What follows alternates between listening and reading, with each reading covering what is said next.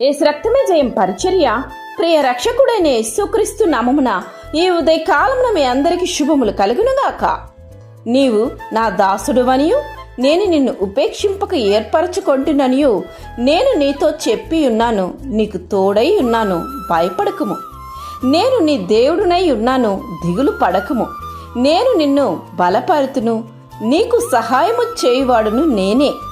నీతి అను నా దక్షిణ హస్తముతో నిన్ను ఆదుకొందును అని సాక్షాత్తు ఆ దేవుడే నీకు వాగ్దానం చేస్తున్నారు.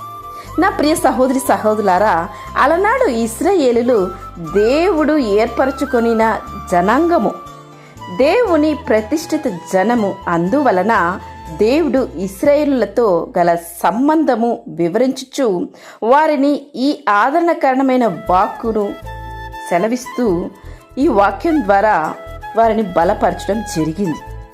దేవుడు ఇశ్రాయేలుకు తోడై ఉన్నాడు కాబట్టి వారిని శత్రువుల చేతిలో నుండి అనేకమైన ప్రమాదము నుండి సంరక్షించడము జరిగింది. నేడు నీకు కూడా ఈ దేవుడు సదాకాలము తోడై ఉంటే ఏది నీకు ఎంత మాత్రము హాని చెయ్యదు. కనుక నీవు దేవుని తోడును కోరుకోవాలి. నీవు తద్వారా దేవుడు నీకు తోడై ఉండి ప్రతి ప్రమాదము నుండి నిన్ను దేవుడు తప్పించును. నీ దేవుడైన యెహోవా నీకు తోడై ఉన్నాడు, నీకేమీ తక్కువ కాదని వాక్యం సెలవిస్తుంది. దేవుడు ఆయన చిత్తమునకు వ్యతిరేకముగా ఉన్న నీ కోరికలు తీర్చకపోవచ్చు, కానీ నీకు అవసరమైన దేదియు తక్కువ చేయడు. ఆయన తోడు నీకు దేనిని లోటు చేయదని గ్రహించు. నీవు ఆరాధించు ఆశ్రయించు దేవుడు గొప్ప దేవుడు. సర్వలోకమును సృష్టించిన సృష్టికర్త ఆయన.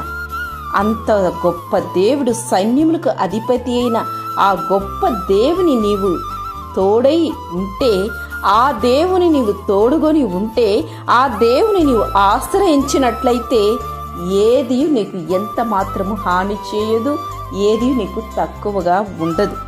ఈ లోకములో మనుషుని యొక్క తోడు నిన్ను విడిచిపెట్టి వెళ్ళిపోవచ్చు, నిన్ను సగంలో నిన్ను ఏమార్చవచ్చు, నిన్ను వదిలి వెళ్ళిపోవచ్చు. కానీ దేవుని నీవు ఆశ్రయించినట్లయితే ఎన్నడూ కూడా దేవుడు ఏ క్షణం నిన్ను విడిచిపెట్టడు.